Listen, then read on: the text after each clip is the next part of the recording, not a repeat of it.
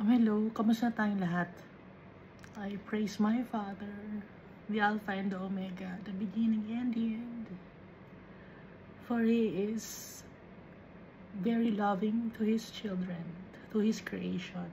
Tayo ang anak ni Almighty Father dahil Siya ang nag-create sa atin. He is our real Father. And He sent Jesus Christ to us to cleanse us of our iniquities, to make us whole again. Dahil sa pagkakasala natin, nasira tayo. At dahil ipinadala ni Almighty Father, si Jesus Christ, nabuo ulit tayo. Nalaman natin kung saan tayo galing, kung sino ang totoong tatay natin, kung sino ang creator ng mundo na to. And so we have a future and a hope and something to look forward to dahil alam natin kung saan tayo pupunta.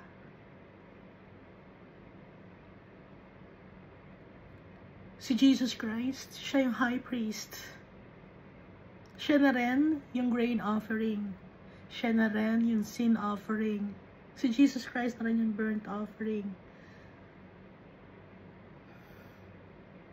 Lahat-lahat na sinakop na ni Jesus Christ, Redeemer and Savior. And so, when we pray to our Father, we will use the name of Jesus Christ. Kaya nagiging maganda ang tingin sa atin ni Almighty Father because of Jesus Christ, na pinagtitiwalaan natin at mahal natin. And we are the bride of Jesus. Didikit tayo kay Jesus Christ para makuha natin ang ating inheritance, makuha na natin ang ating birthright. Ano ang birthright natin? To be with our Father, because the real treasure is our Father. To be with Him. Dahil pagkasama natin ang tatay natin, pagkasama natin si Jesus Christ, everything will be added unto us. Lahat na. Peace, joy, love, and eternal life. Everlasting life. Sa kingdom ni Jesus Christ, that will never end. So last time we read Amos chapter 7.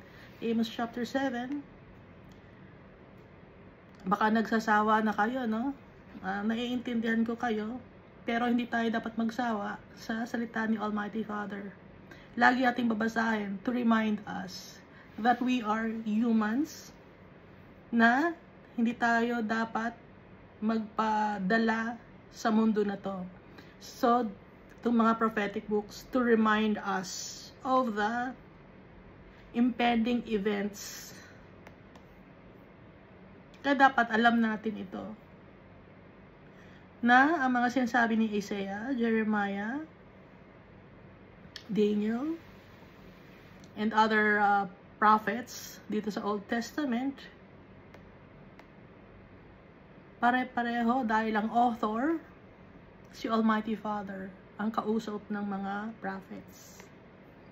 At lagi sinasabi ng mga prophets na maging malinis tayo. Bakit? Sino nagsasabi nun? Si Almighty Father. Ginagamit ni Almighty Father ang mga prophets to remind us to uphold justice, righteousness, and mercy.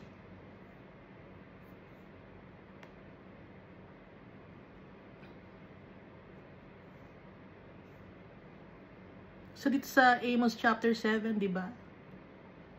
Yung vision ng locust na binabanggit din sa Book of Joel, na binabanggit din sa Book of Revelation.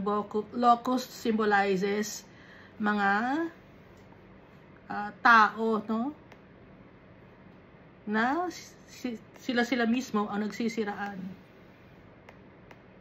Kaya nasisira ang mundo because of the locust. Sino yung locust? Mga demon-possessed people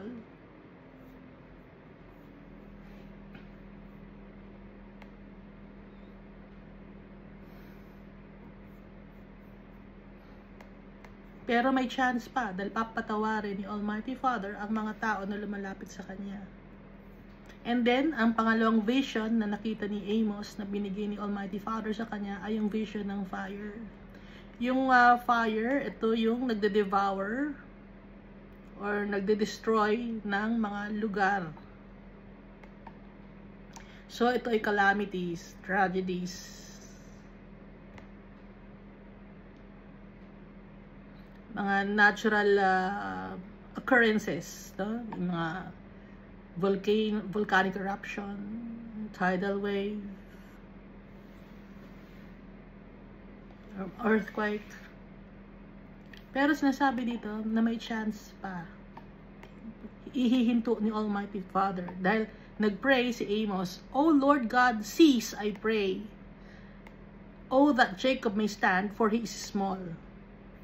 So may chance pa rin tayo. Ngayon, dito sa vision ng plumb line, si Almighty Father nagbigay na ng scale, parang timbangan itong plumb line, kasi itong plumb line ay nag-check din kung nasa tamang linya ang isang lugar or ang isang building. So kung nasa tamang linya o tama ang ginagawa ng mga tao, so parang scale tong plumb line. Titilan kung level, no? Kaya nga si Almighty Father gusto niya ng justice. Ayaw ni Almighty Father ng may mga tao na mga inaapi. Baka sabihin nyo, hindi, aapihin natin yun kasi gumawa ng kasalanan yun. Bakit? Hindi ba tayo nakakagawa ng kasalanan natin kaya nang-aapi tayo ng ibang tao? Ganun ang ginagawa. Binubuli nila ang isang tao pag nagkasala sa society, binubuli ng mga tao, diba? Kina-cancel or i-chismis or sinisiraan or tinatadyakan, no? Figuratively speaking. Pero yung mga tao na yun, nagkasala rin naman yun. Nagkakasala tayong lahat. Parang yung babae, di ba? Sa New Testament, yung kay Jesus, sabi ni Jesus, kung sino ang hindi nagkasala, siya ang unang bumato sa babae. Yung mga tao, binitawan nila ang kanilang mga bato. Nauna yung mga matatanda magbitaw ng kanilang bato at lumayo, no? Hanggang saan natira na lang sa lugar na yun ay si Jesus at yung babae. Dahil kinokondemn nila yung babaeng pumapatol sa madaming lalaki, kinokondemn ng mga tao. At nagsulat si Jesus, di ba, sa sahig or sa ground or sa lupa. Bakit nagsulat si Jesus sa lupa, sa ground? Habang nagsusulat si Jesus, wala namang binabanggit sa Bible kung anong sinusulat ni Jesus, di ba? Pero nagsusulat si Jesus sa lupa. Bakit? Ginagamit niya yung kanyang daliri. Anong nangyayari sa daliri ni Jesus habang susulat siya sa lupa? Nadudumihan, di ba? Ibig sabihin nun, lahat ng tao ay madumi. Galing sa alikabok. Kaya hindi tayo dapat manghuhusga ng kapwa-tao natin. Kaya si Almighty Father and Jesus Christ, gusto nila ng justice. Hindi mang-api ng mga tao ang mga kapwa-tao, no? Dapat nagmamahalan ang mga magkakapatid. Pero hindi ganoon ang ginagawa ng mga tao hanggang ngayon. Simula noon hanggang ngayon. Because of the wickedness of the hearts of the people.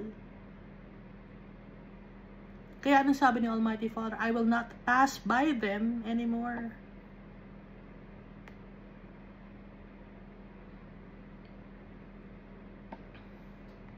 So, may mga tao ay mapaparusahan, countless people ang paparusahan ni Almighty Father.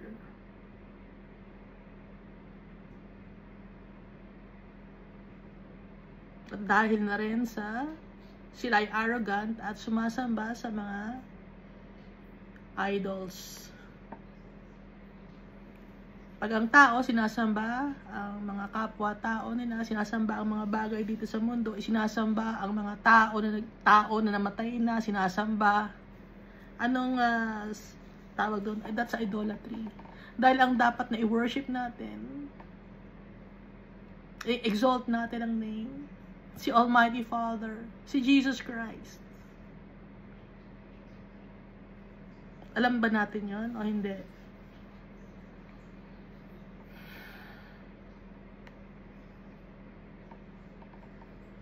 Ngayon, dito naman sa verse 10 ng Amos,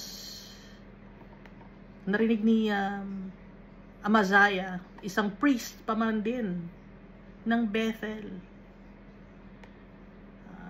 Nireprimand niya si Amos at he threatened him. Ano ang threat na ginawa ni Amaziah?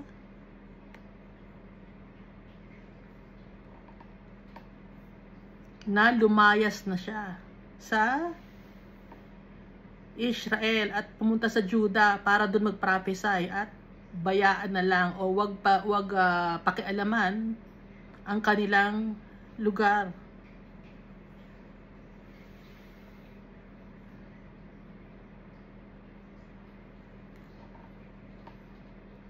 Anong sabi ni Amos? Hindi siya prophet. At yung mga magulang niya, hindi rin prophet. Siya ay isang sheep breeder at nag-aalaga ng sycamore fruit or fig tree. Pero si Almighty Father, tinawag siya. Kaya ang isang prophet, hindi ito na pag-aaralan ang isang prophet, kundi si Almighty Father ang pumipili. Sa ayaw mo man o sa gusto mo, pag pinili ka ni Almighty Father maging prophet, magiging prophet ka. Hindi ito ay sasabihin mo na gusto ko maging prophet, mag-aaral ako sa School of Prophecy na para mapag-aralan ko kung paano maging prophet. Hindi ganun yun. Hindi na pag-aaralan ang pagiging prophet dahil ito ay isang gift from the Almighty Father through the power of the Holy Spirit. Diba? Gift of the Holy Spirit yun, prophecy.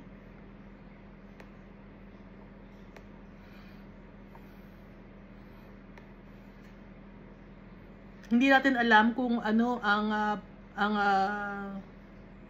pamantayan ni Almighty Father kung paano siya pumili ng prophet. Dahil kung maalala natin na si Jonah, ayaw niya, di ba? Nagtatakbo siya, sumakay pa siya ng ship, paalis para hindi siya mautusan ni Almighty Father dahil ayaw niyang pagsabihan ng mga taga Nineveh. Pero anong ginawa ni Almighty Father? Niyugyog ni Almighty Father yung ship. Hanggat nandun sa loob si Jonah ng ship, hindi natigil yung bagyo. At nung itinapon na si Jonah sa dagat, saka lang natigil ang bagyo. At kinain ng malaking isda si Jonah, pero hindi naman siya nginuya, no? Hindi naman siya na-dissolve, hindi naman siya na-digest, kundi nandun lang siya sa bibig ng malaking isda. At yung isda na yon, ibinalik si Jonah doon sa seashore ng kung saan siya dapat magsasabi or sa seashore na malapit sa Nineveh, na dapat yun ang mga taong pagsabihan niya. Ang galing ni Almighty Father, di ba? He's powerful. Walang makakahindi kay Almighty Father. Lahat kayang gawin ni Almighty Father.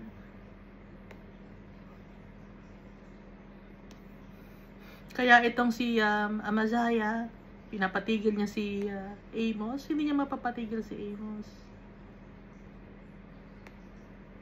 Ano pa ang ginawa? Hindi napatigil si Amos at ano ang ginawa? Nagalit si Almighty Father kay Amaziah. Kaya anong mangyayari sa asawa ni Amaziah? Yung wife niya, magiging harlot. Yung sons and daughters niya ay fall by the sword. Papatayin. At yung land na kanyang pagmamayari ay mahahati ng isang survey line kukunin ng government para gawing kalye or gagawing infrastructure. At si Amaziah ay mamamatay sa isang defiled land dahil sa pagbabanta niya kay Amos, sa pagpapatigil niya na mag-prophesy. And kahit napatigilin pa man ng kusino man si Amaziah, hindi mapapatigil ang mangyayari sa Israel, na they will surely be led away captive from his own land. Ang Israel lang ba to noon? Itong Israel na sinasabi dito ay hanggang ngayon to, na kung hindi tayo susunod kay Almighty Father, people will be led away captive from his own land or itong mundo. At saan magiging captive ang mga tao? Sa Sheol, kung hindi sila susunod kay Almighty Father. So dito na tayo sa Amos chapter 8. Thus the Lord God showed me, behold, a basket full of summer fruit, or a basket of summer fruit. Ibig sabihin ng summer fruit, ripe na yung mga fruits, no? Pwede nang kainin. Nasa basket na siya eh. At saka nasa tamang oras na. Kaya a basket of summer fruit. Harvest na. Ibig sabihin. Verse 2, and he said, Amos, what do you see? Sabi ni Almighty Father. So I said, a basket of summer fruit. Sabi ni Amos. So, ripe for the harvest ang ibig sabihin nito. Pinapakita ni Almighty Father kay Amos. Dito sa John chapter 4, no? Sinabi ni Jesus Christ. Jesus said to them, my food is to do the will of him who sent me and to finish his work. Do you not say, there are still 4 months and then comes the harvest? Behold, I say to you, lift up your eyes and look at the fields, for they are already white for harvest. And he who reaps receives wages and gathers fruit for eternal life, that both he who sows and he who reaps may rejoice together. Nakabasa niyo dito, no? And he who reaps receives wages and gathers fruit for eternal life. For that he who sows and he who reaps may rejoice together. So balik tayo dito sa Amos, no? And he said, Amos, what do you see? So I said, a basket of summer fruit. Then the Lord said to me, the end has come upon my people Israel.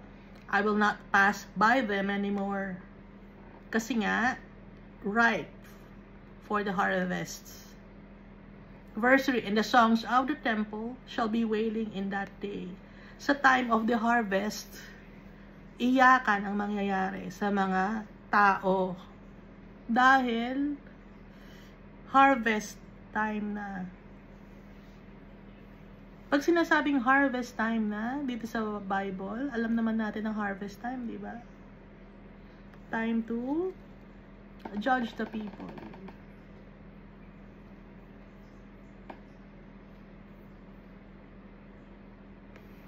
Kailangan ng kunin ang mga tao.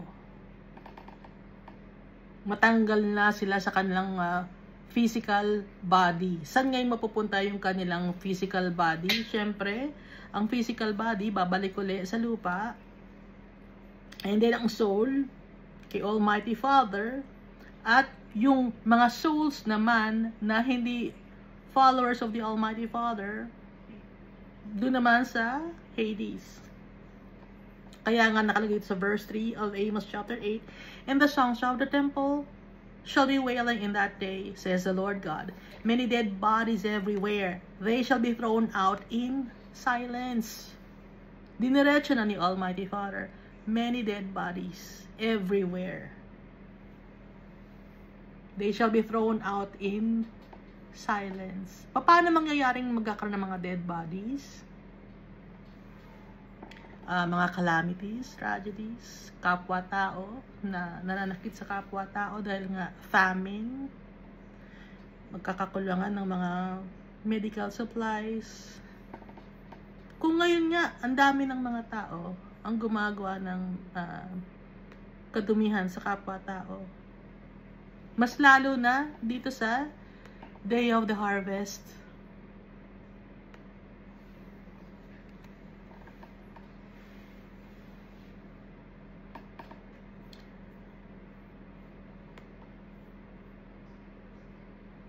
Dito sa Revelation chapter 14, no, nabasa na natin to. Pero basahin natin. Then another angel came out of the temple which is in heaven, he also having a sharp sickle. Kasi nga, day of the harvest na. And another angel came out from the altar who had power over fire, and he cried to him who had a sharp sickle, saying, Thrust in your sharp sickle and gather the clusters of the vine of the grape, for her grapes are fully ripe. So the angel thrust his sickle into the earth, and he gathered the vine of the earth and threw it into the great winepress of the wrath of God. Bakit may wrath of God? Dahil galit si Almighty Father. Dahil sa kasalanan ng mga tao, sa disobedience sa mga tao. And the winepress was trampled outside the city, and blood came out of the winepress up to the horses' bridles for 1,600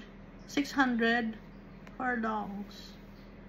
Kaya nga, many dead bodies everywhere. They shall be thrown out in silence. Verse 4, hear this. You who swallow up the needy, or you trample on the needy. Na nakalagay din sa Amos chapter 2, verse 7. And make the poor of the land fail. So ito ay injustices. Hear this, you who swallow up the needy. Ginagamit nyo ang mga needy. Mga nangangailangan. Sino ba yung mga nangangailangan? Yung mga naka-low moral na mga tao na kahit na mayaman sila, low moral sila. Maraming ganong klaseng tao. Hindi porque nakikita nyo na maayos ang itsura ng tao, hindi na needy yun. Dahil lahat tayo nangangailangan. Yung mga tao lang na mga, hindi nila alam na nangangailangan sila, no? Those people are arrogant. It make the poor of the land fail. Na nakalagay din sa Amos chapter 5. Nababasa natin, diba? Yet you have turned justice into gall, and the fruit of righteousness into wormwood. Hindi nakakakuha ng hustisya dito sa mundo. Ginagamit ang mga needy hanggat makakalusot, lulusot ang mga tao. Hanggat mababayaran, mambabayad ang mga tao, walang justice na makukuha. Magbabayad yung mga nang-aapi. Pare-pareho ang mga tao. Mayaman na mahirap. Pero karamihan ay mga hindi nakakakuha ng justice. Yung mga may hirap, no? Pero ilang percentage lang yon na ang lamang ng mga may hirap na hindi nakakakuha ng justice. Pag mahirap ka, hindi ka makakuha ng justice. Pero kasi kung mas mayaman pa yung kalaban mo, hindi ka makakakuha ng justice. Kahit mayaman ka, or marami kang material possessions, pero yung kalaban mo naman ay mas marami pa rin ang network or material possessions kumpara sa'yo. Talo ka pa rin. Kaya walang hustisya dito sa mundo. Saan tayo makakakuha ng hustisya? Kay Almighty Father. Siya ang magbibigay ng justice sa atin. Verse 5 saying, When will the new moon be past, that we may sell grain, and the Sabbath, that we may trade wheat, making the ephah small and the shekel large, falsifying the scales of deceit. Ito naman tungkol sa negosyo. When will the new moon be past? para makapagbenta na tayo. Kasi pag new moon, hindi pwedeng magbenta. Kaya tinatanong dito, when will the new moon be passed that we may sell grain, and the Sabbath that we may trade wheat? Kasi pag Sabbath, hindi pwedeng magbenta, diba? Making the ephah small and the shekel large, falsifying the scales of deceit. Kaya na sample natin dati sa wet market, kahit naka-digital scales na, mali pa rin ang timbangan dahil pati yung tray ng digital scales sinasama sa timbang. Mahirap yun, no? Hindi naman yung compare sa grocery, no? Dahil sa grocery naman, ang panloloko naman sa grocery, kailangan frozen na frozen yung mga ibinebenta na mga meat, dahil pag hindi frozen yon, malambot yon, magaan lang yon. Pag frozen, mas bibigat dahil kasama na doon na bibilin mo yung yelo. Kaya pag uwi mo ng bahay, bakit puro yelo yung nabili ko? Bakit puro tubig ang nandito?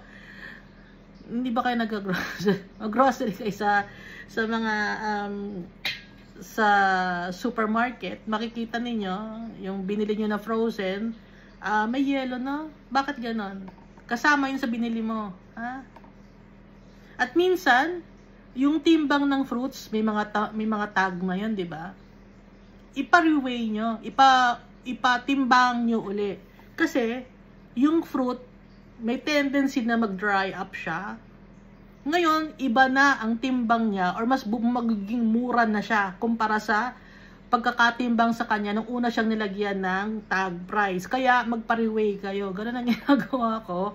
Uy, bumababa ang presyo O, try nyo. Nakalagay naman doon, reweighing is accepted. No? Kasi nga, parang naloloko ako. Nung una kasi hindi ako nagpapa-reweigh. Bakit may iba ang timbang, no? Ngayon, ipa-check ninyo. Magpa-reweigh kayo pag nagbibili kayo sa grocery na may mga tag price na yung mga fruits. Kasi bawat isa may mga tag price. Ipa-reweigh nyo. Para hindi kayo maloko. Ano pa yung mga panlaloko sa ng mga businessman? Mga substandard, ha? Yung mga items na itataas ang presyo, tapos yung material hindi na kasing ganda ng dati. Example lang example ang tissue na to. Manipis na to. Dati mura to. Tapos kasi bibili akong tissue. Ba't mas mura to ngayon? Pero mas manipis. Mas mahal. Bakit mas mahal ito ngayon? Kumpara dati. Pero mas numipis siya. Okay? Isa yun sa mga panloloko. Ha? Akala nyo nakatipid kayo. Hindi kayo nakatipid.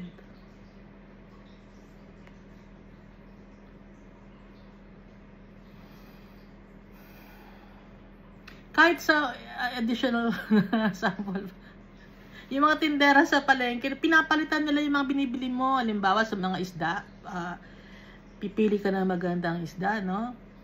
May mga tindera na hindi sila honest. Kunyari, napalingat lang ikaw, napatingin ka lang sa kaliwa. Ang bilis ng kamay nila, papalitan agad nila yung mga items na binili mo ng luma.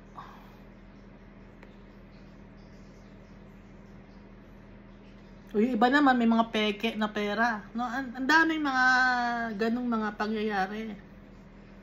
At may mga peke din na mga nanlilimos. Kasi malaki ang kinikita ng mga naglilimos.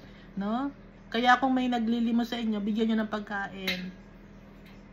Maglagay kang tinapay sa ninyo. Kasi, or sometimes yung mga bata na buhat-buhat nila, hindi naman nila anak yun. Anak mo ba, bubuhatin mo na ang taas-taas ng araw, tapos anak mo lalakad-lakad ka, tapos yung style pa nila, pare-palo sila ng damit, ganun. Kasi nga, uniform nila yon. Style yon. Ano pa yung mga panloloko? Ang dami. Sa religious organization, mga panloloko, sasabihin hindi naman kami nanghihingi ng tithes, kusa, nakalagay dyan, tithes, tapos i-guilt trip nyo yung mga tao. Sabi niya, ba't hindi kayo nagbibigay ng tithes? Ha? Yung tithes, uulitin ko ha, para sa Levites lang yun ha. Manghingi kayo ng tithes para sa Levites. Hindi kayo Levites para manghingi kayo ng tithes.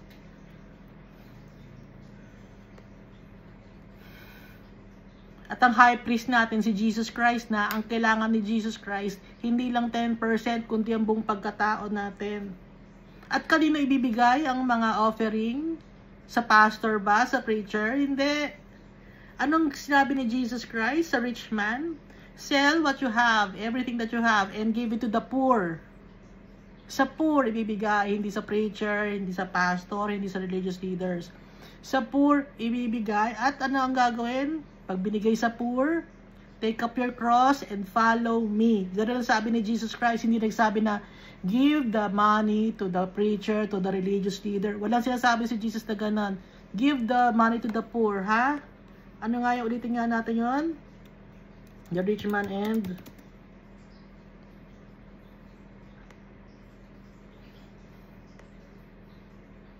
so Mark chapter 10, no? Kasi nanloloko, no? Napag-usapan kasi natin itong panloloko. Ito yung panloloko ng mga preacher kasi, ha? Nasasabi, bigay daw sa mga preacher sa congregation yung inyong mga tithes and offering. Anong sabi ni Jesus?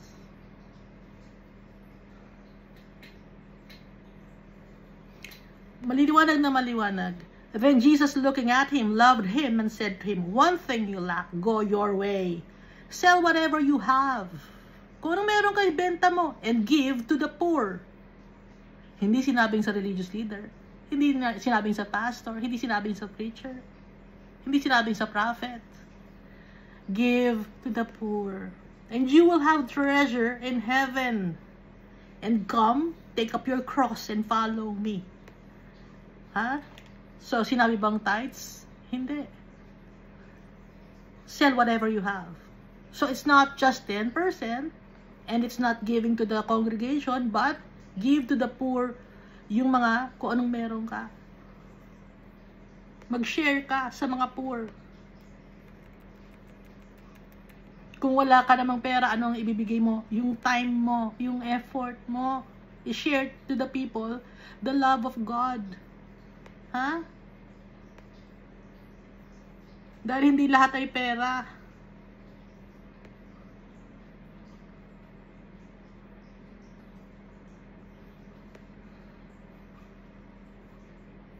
Verse 6, that we may buy the poor for silver and the needy for a pair of sandals, even sell the bad wheat. Tignan mo, kahit sa panloloko, kahit na bad wheat, ibebenta pa. Alam nyo yung yung nagkaroon ng hoarding ng mga asukal, hoarding ng mga sibuyas, hoarding ng mga bigas, nabulok na yung bigas, no? Ibis na ipamigay, binulok. Sinong nagpa-umpisa nun? Mga businessman. Para tumaas ang presyo. Kaya nga rin, that we may buy the silver, that we may buy the poor for silver. Bibilihin ng kapwa-tao, binibili mo yung kapwa-tao mo. And the needy for a pair of sandals. Kahit na maliit lang ang bigay mo, parang binibili mo yung kapwa-tao mo. Ito ibig sabihin nun, even sell the bad wheat.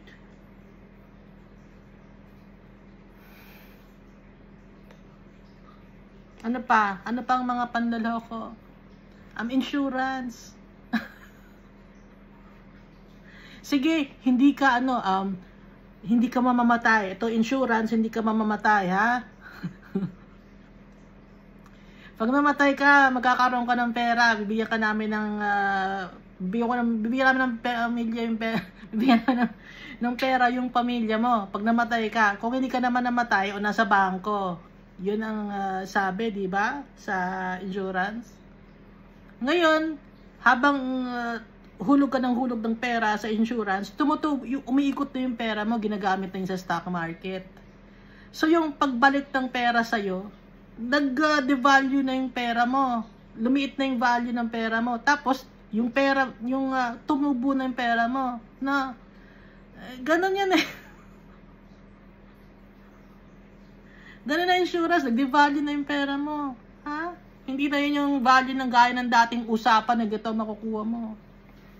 Kahit pa sabing hindi, tumubo, lumaki pa rin, milyones. Sa ngayon, milyones, laki ng mata mo, nag-kislap yung mata mo, nag-shine. Uy, laki. Pero pagdating ng time na kukunin mo na yung pera mo, wala na, hindi na yun importante, ang tanda mo na, ganun, paano mo na siya mai-enjoy. Hindi, bakit hindi mo in-enjoy nung bago ka ba maghulog? Sana in-enjoy mo na, di ba? Oh, doon na niloloko yung tao dahil nga ang tao mukhang pera. Mukhang nakatingin lang dito sa mundo na to.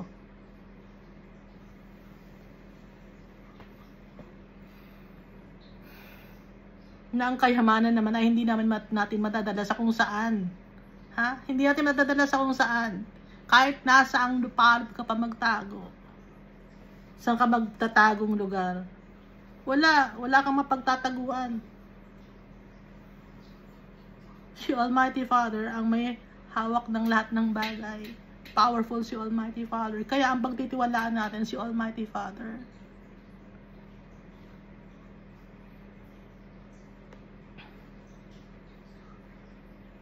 Dati wala naman insurance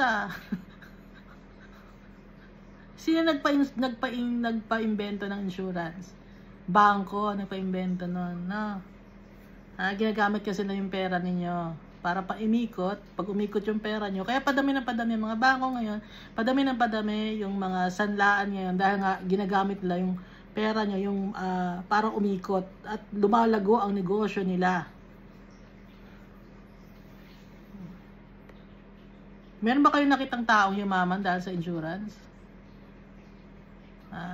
Hindi na yayaman kasi namatay na no? Namatay sa insurance. Hindi na enjoy yung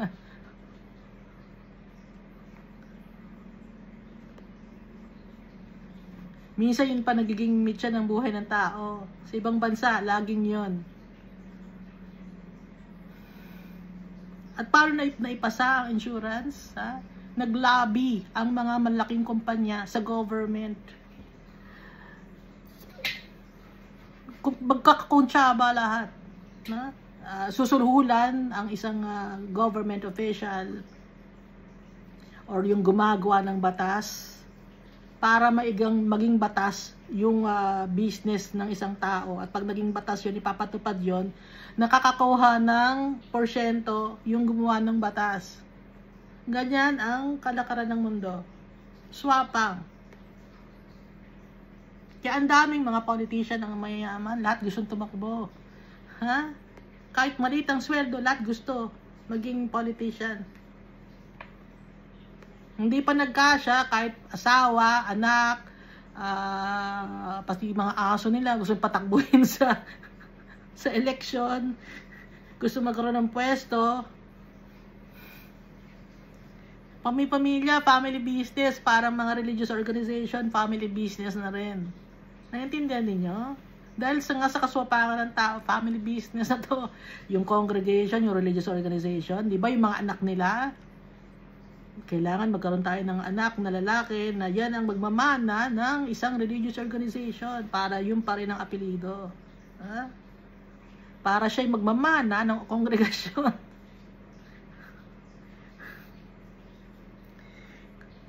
Hindi ganon. Pati yung politics ganon din para magmamana ng pwesto. Ayaw nang umalis sa power. Gahaman sa power, wealth, and fame ang mga tao. Kaya wala ng righteousness, justice, and mercy. Anong sabi ni Almighty Father? The Lord has sworn by the pride of Jacob. Surely I will never forget any of their works. Hindi ko kakalimutan ang kanilang mga ginawa. Hindi ko makakalimutan ang pagmamaltrato nila sa kapwa-tao nila sa kanilang wickedness. Sabi ni Almighty Father. Abuso ang nanggagamit for selfish gains instead of helping each other. uplift each other. Ginagamit natin ang tao, tinatapakan natin ang tao para tayo makaangat. Kaya sabi ni Almighty Father, I will never forget any of their works. Paano lang matatanggal ang galit ni Almighty Father? Ha? Paano lang matatanggal ang galit ni Almighty Father?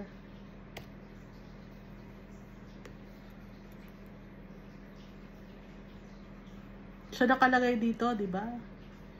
Red as crimson. Diba? Sabi yan.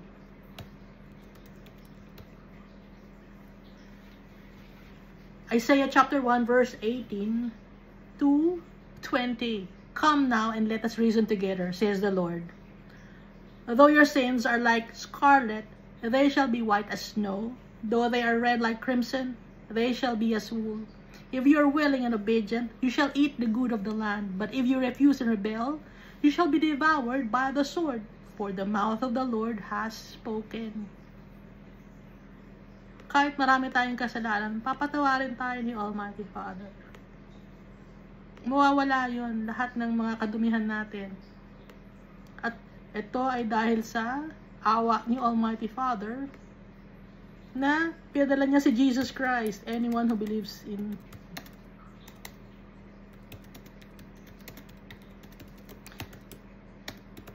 ito si Jesus Christ. John 3:16, for God so loved the world that He gave His only begotten Son, that whoever believes in Him shall not perish but have eternal life. Huh? Lahat tayo makasalanan, kaya kailangan natin si Almighty Father. Kailangan natin ng kapatawaran niya. Magtiwala tayo kay Jesus Christ. Yung pattern natin si Jesus Christ. Verse 8, shall the land not tremble for this, and everyone mourn who dwells in it? All of it shall swell like the river, or the river Nile, heave and subside like the river of Egypt. Kaya the river, kasi ito yung Nile River na nasa Egypt. Shall the land not tremble for this, and everyone mourn who dwells in it? All of it shall swell like the river, heave and subside like the river of Egypt. So, anong gagawin ni Almighty Father? The world will shake and very afraid because of what they are doing to their brethren. Maglalament sila dahil lahat ng bagay may katapusan. Lahat ng bagay na ginagawa natin sa kapwa-tao natin merong repercussions. Kaya yung ginagawa nating kasalanan, para yung Nile River na umaapaw, yung kasalanan natin umaangat, dumadami, nagsiswell, it's overflowing na yung kasalanan natin. Verse 9, and it shall come to pass in that day, says the Lord God, that I will make the sun go down at noon, and I will darken the earth in broad daylight. So this is the day of reckoning. People will experience gloominess and hopelessness. It's not just literally the sun will go down at noon and the earth will be darkened in broad daylight, but also figuratively speaking, dahil ang mga tao ngayon pa nga lang, di ba, ang mga tao nakakaranas ng depression, hopelessness, and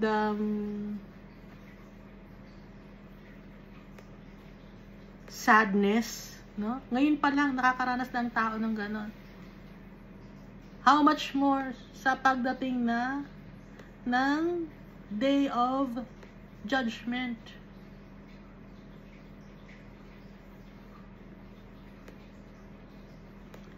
So nakalagay ito sa Revelation chapter 6, no?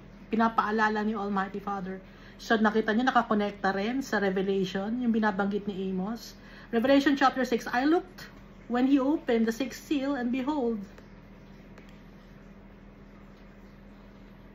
There was a great earthquake, and the sun became black as sackcloth of hair, and the moon became like blood, and the stars of heaven fell to the earth, as a fig tree drops its late figs when it is shaken by a mighty wind.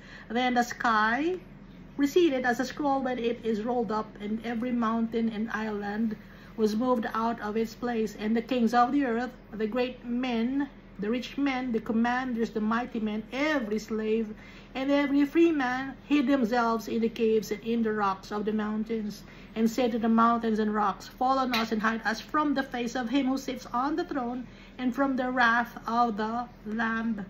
For the great day of his wrath has come, and who is able to stand? Sa galit ni Almighty Father, ganyan ang mangyayari sa mga tao. Gusto nilang magtago, pero wala silang mapagtataguan. Anong mangyayari pa sa verse 10? I will turn your feasts into mourning. Yung mga piyesta ninyo, yung celebration ninyo, magiging mag-iiyakan kayo. I will turn your feasts into mourning and all your songs into lamentation. I will bring sackcloth on every waist and baldness on every head.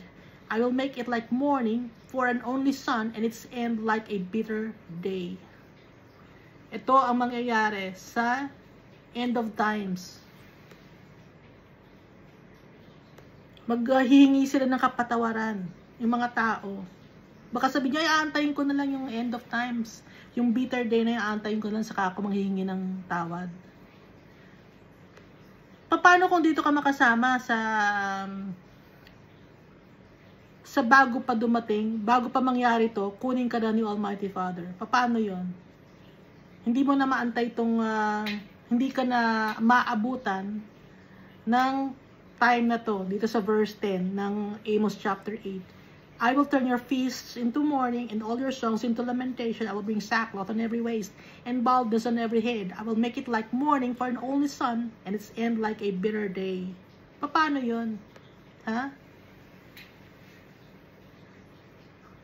Imbis na magiging masaya ang mga tao, ano mangyayari sa kanila? Tragedies upon tragedies, calamities, and famine. Sunod-sunod yun. Sunod-sunod. Magkakaroon ng kakulangan sa lahat ng mga bagay. Sa galit ni Almighty Father. Sa ngayon, hindi natin pinapansin si Almighty Father. Hindi tayo nagpapasalamat sa blessings ni Almighty Father. And so, yung galit ni Almighty Father, ibubuhos niya. Verse 11. Behold, the days are coming, says the Lord God, that I will send a famine on the land, not a famine of bread, nor a thirst for water, but of hearing the words of the Lord. Darating ang oras, sabi ni Almighty Father. So after na to, no, nagkaroon na ng end of times, no? Nagkaroon na ng calamities and tragedies. Ngayon dito sa verse 11, darating naman ang panahon o ang araw na magkakaroon ng famine of the words of the Almighty Father. Bakit magkakaroon ng famine? Kasi wala na yung mga nag-share ng Word of God. Wala nang mga tao si Almighty Father dito sa mundo. Nasaan na yung mga tao ni Almighty Father? Nandun na kasama ni Jesus Christ and all the saints. Kaya wala nang mag-share ng Word of God, mag-remind sa mga tao. Wala nang makakapag-interpret ng Bible. Wala nang utusan si Almighty Father. Dahil nga, yung mga anak ni Almighty Father, faithful to the Almighty Father and Jesus Christ, kasama na ni Jesus Christ, no? Dito yun ito yung time na may natira na 1/10 of the people. So marami ang mawawala, pero may matitirang 1/10. Yung natitirang 1/10 na yun ng population, gustong-gusto kasi ng mga tao na bawasan ng population sa mundo. Ngayon, gagawin ni Almighty Father yun. Ano natitira ni Almighty Father? 1/10. Dahil gustong-gusto ninyong bawasan ng population, ang hilig ninyo sa population control. Dati ang oras, 1/10 na lang ang population ng mundo. 1/10 kung ilan ang natira. At yung 1/10 na yon, doon manggagaling yung mga tao sa Battle of Gog and Magog. Kaya nga magkakaroon ng famine of the words of the Almighty Father. Gusto ng mga tao na makilala si Almighty Father. Gusto nilang makarinig ng salita ng Diyos. Pero wala na. Dahil nga, wala na mag-share sa kanila. Nakakalungkot, di ba? Alam niyo yung movie na The Book of Eli? Sa The Book of Eli, yun yung post-apocalyptic movie na yun.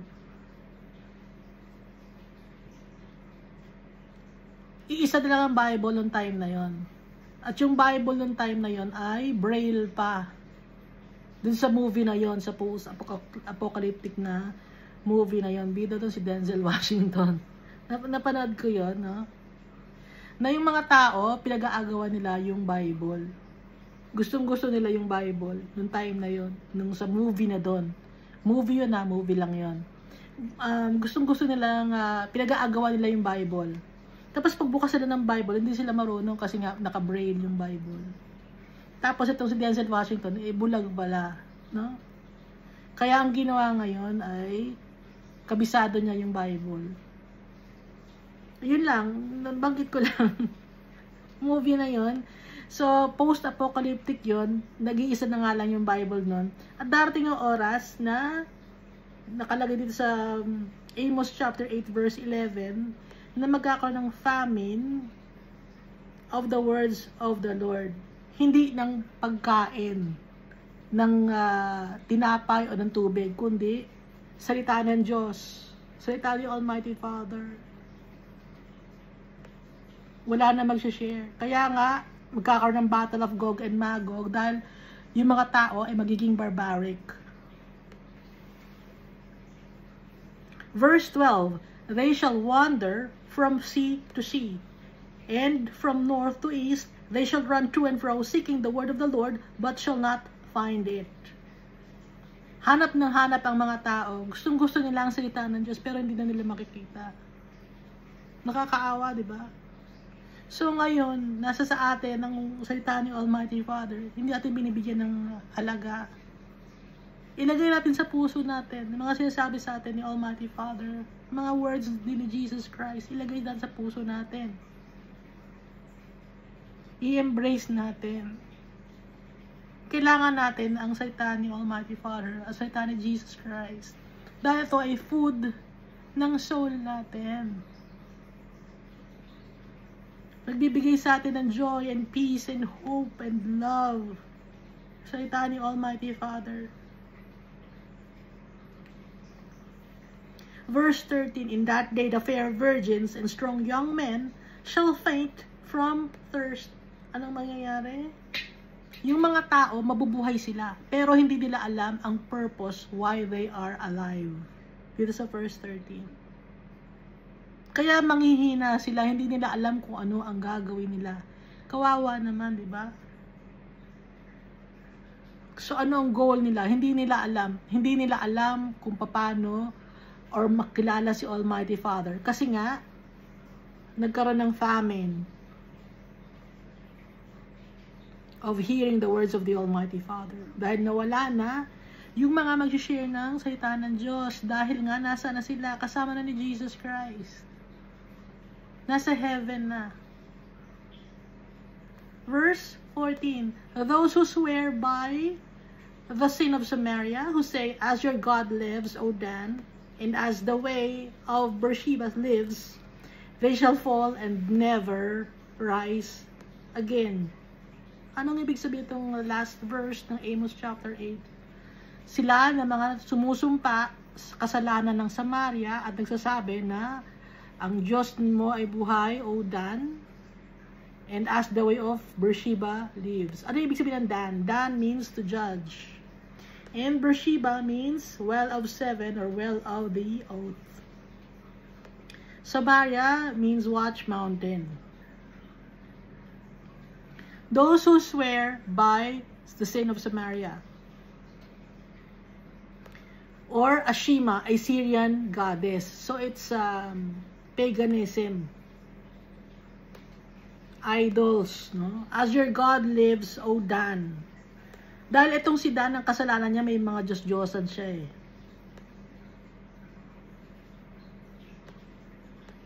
Hindi na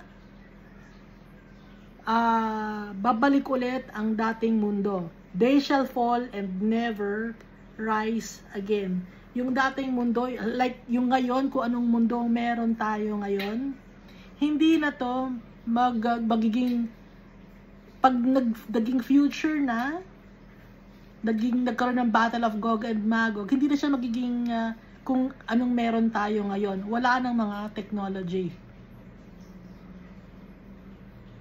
Babalik sa pagiging wasteland ang mundo na to. Kung ngayon maraming mga bagay or lugar na ini-enjoy ang mga tao, sa near future,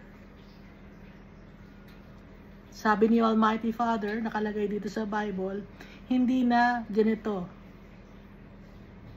Magiging desolate land. At ang mga tao, 1/10 lang. At dun sa 1/10 na yon, doon manggagaling ang mga tao na mag-aaway-away. Kaya magkakaroon ng Battle of Gog and Magog dahil there will be famine of hearing the words of the Lord. Dahil ang asa na yung mga anak ni Almighty Father, kasama na ni Jesus Christ.